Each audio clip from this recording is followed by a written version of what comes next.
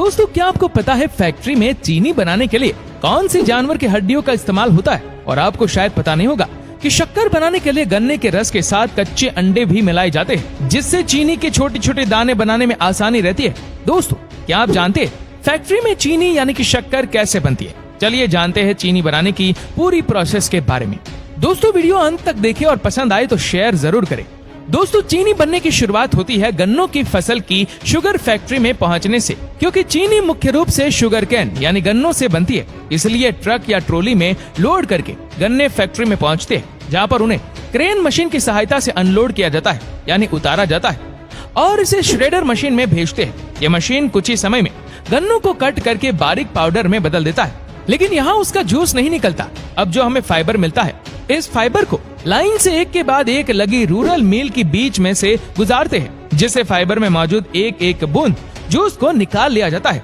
2-3 roller से गुजरने के बाद इसमें गर्म पानी डालकर फिर से रूरल की बीच में से गुजरती है। इस तरह से 99% तक जूस निकल जाता है। अब इस फाइबर को मशीन की सहायता से छान कर अलग कर लेती है, जिसे बेजेसिस कहते हैं। लेकिन ये बेजेसिस वेस्ट नहीं होता, बल्कि इसे जलाकर ही फैक्ट्री की सारी ऊर्जा और बिजली बनाई जाती है। इस तरह से फैक्ट्री ऊर्जा के लिए आत्मनिर्भर हो जाती है। अब इस प्रोसेसर से निकले जूस को छानकर बड़े बड़े टैंक में इकट्ठा कर लेते हैं, जिसे हम रो जूस कहते हैं। अब इस रो जूस को लैब टेस्ट के लिए भेजते हैं, जहां पर उसका केमिकल कंपोजिशन और शुगर कंटेंट चेक किया जाता है। लैब टेस्ट के बाद जूस को रिएक्शन टैंक में भेजते हैं, जहां पर इसमें जरूरत के अनुसार लाइम यानी चूना डालते हैं और साथ साथ सल्फर गैस भी छोड़ते हैं। इन सब को फिर मशीन की सहायता से 5-6 घंटों के लिए मिलाया जाता है। इस दौरान ब्लीचिंग और अल्कलाइजेशन की प्रोसेस होती है, जहां से फिर इसे क्लैरिफायर टैंक में भेजते हैं। वहां पर इसे टैंक में भरकर छोड़ देते हैं और कुछ समय बाद सारा कीचड़ नीचे बैठ जाता है सेडिमेंट के रूप में और साफ पीला जूस ऊपर रह जाता है। अब इस साफ जूस को कचरे से अलग करके इवेपोरेटर्स में भेजते हैं।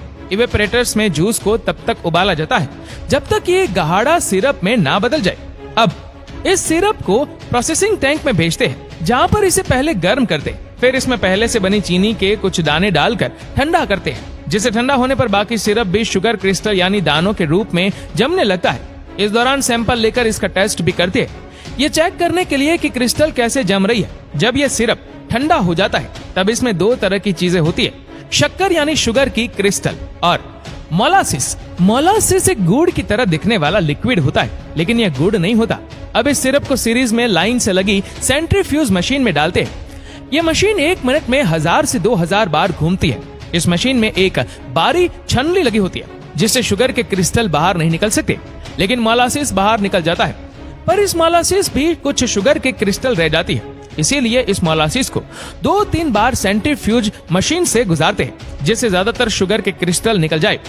अब इन शुगर क्रिस्टल को इकट्ठा करके कन्वेयर की सहायता से ड्राइवर में भेजती है और जहां पर इसे इलाके में हल्के गर्म वातावरण में सुखाया जाता है। अब हमें हल्के भूरे रंग की यानी ब्राउन कलर की शुगर यानी चीनी मिल जाती है, जिसे लो शुगर कहते हैं। लेकिन अभी ये उस तरह की सफेद नहीं होती, जिससे सफेद चीनी का इस्तेमाल हम लोग करते हैं, उसे रिफाइंड शुगर कहते हैं।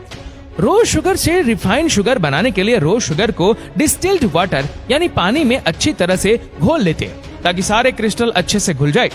फिर उसे सैंड एंड ग्रेवल फिल्टर से गुजारते हैं, जो इसमें मौजूद रेत और कंकड़ आदि को छान कर अलग कर देता है। वहां से फिर इसे डिक्लेरेशन टैंक में भेजते हैं, जहां पर चीनी को सफेद करने की प्रोसेस होती है। भारत में इस प्रोसेस के लिए ज्यादातर सल्फर डाइऑक्साइड गैस का इस्तेमाल होता है या फिर एक्टिवेटेड कार्बन का उपयोग करती है, लेकिन यूएस जैसे कई देशों में बॉन चार का उपयोग करते हैं, जो कि पशुओं की हड्डियों से बनता है। इसलिए भारत में मिलने वाली ज्यादातर sugar double sulphate tension maths के द्वारा साफ की जाती है, जो कि एक सस्ता और शाकाहारी तरीका है चीनी को सफेद करने का। पर इस वजह से कुछ सल्फर चीनी में रह जाती है, जो स्वास्थ्य के लिए नुकसानदायक होती है। इसलिए आपने सल्फर फ्री शुगर के बारे में सुना होगा, जो कि एक्टिवेटेड कार्बन या फिर बूंद के द्वारा बनाई जाती है। इस दौरान टैंक में मौजूद सल्फर डाइऑक्साइड या फिर एक्टिवेटेड कार्बन सारी कलर को एब्जॉर्ब कर लेता है यानी सूख लेता है और एक क्लियर सफेद लिक्विड बन जाता है, जिसे फिर वैक्यूम में भेजती है, जो इसमें मौजूद पानी को गर्म करके निकाल देता है और एक गाढ़ा सिरप बन जाता है। इस सिरप में कुछ चीनी के दाने डालकर ठंडा करती है, जिसे ठंडा होने पर ये शुगर क्रिस्टल यानी दानों के रूप में जमने लगता है। अब एक बार दोबारा इसे ही सेंट्रीफ्यूज मशीन्स में डालते हैं, जिसमें बारी छन्नी होती है और जिनसे चीनी यानी शुगर के क्रिस्टल नहीं निकल सकते, लेकिन पानी और मॉरिशस की बचे हुए पार्टिकल्स निकल जाते हैं, क्योंकि ये मशीन बहुत तेजी से घूमती है, जिस कारण सेंट्रीफ्यूगल फोर्स जनरेट होता है और सिर्फ व्हाइट शुगर क्रिस्टल यानी सफेद चीनी के दाने रह जाते हैं, जिसे फिर घूमते हुए रोटेटिंग ड्राइवर मशीन में भेजते हैं, जो इसमें मौजूद नमी को अलग कर देता है और जो शुगर के स्थल यानी दाने आपस में चिपके रहती है उन्हें भी अलग कर देता है। फिर इसे बड़ी बड़ी वाइब्रेट करती हुई छानियों के द्वारा छान कर इसे स्टोरेज टैंक में भेजते हैं, जहाँ पर हजारों टन शुगर को रखा जाता है, जहाँ से फिर इससे ऑटोमेटिक फिलिंग मशीन के द्वारा प्लास्टिक बैग्स में भरी जाती है और इसके ऊपरी सिरे को सीकर पैक कर देती है, जहाँ से फिर से ट्रांसपोर्ट किया जाता है।